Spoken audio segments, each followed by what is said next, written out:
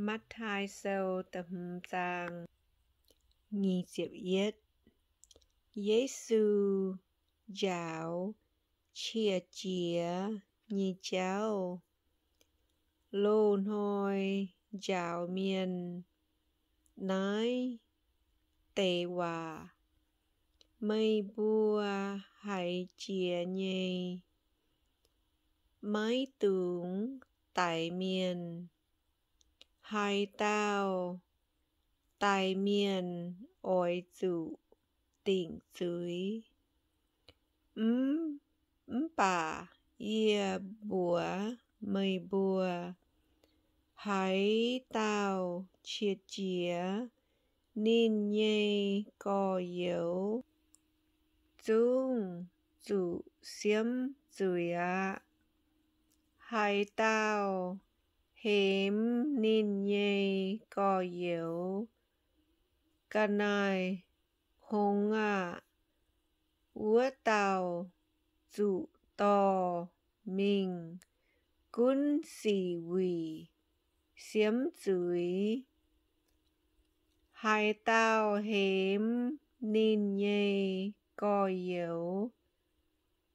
cái này bùa phí cầm dĩa ua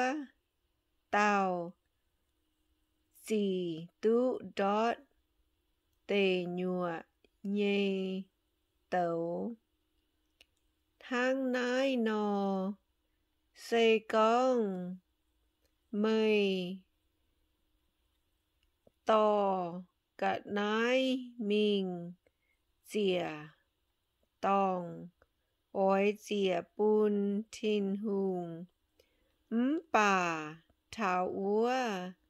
giang chủ mây nhây có yếu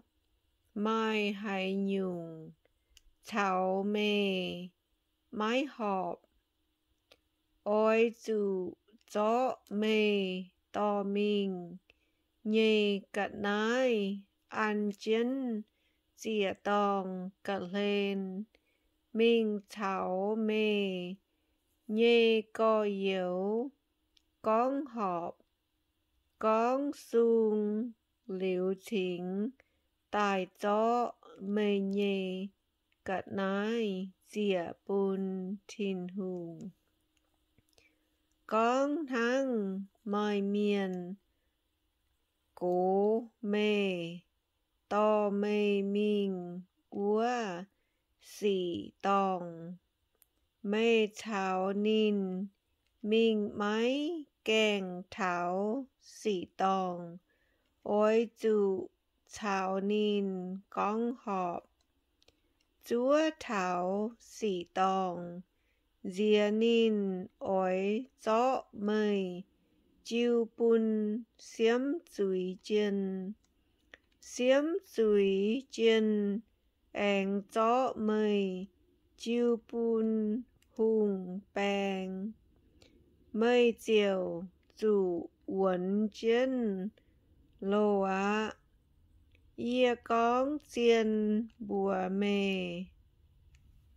mê ôi chủ quấn chân lô chúa thảo mây cháu sung dình mái thà Việt Nam tổng trình nhê trẻ chính tự chuốt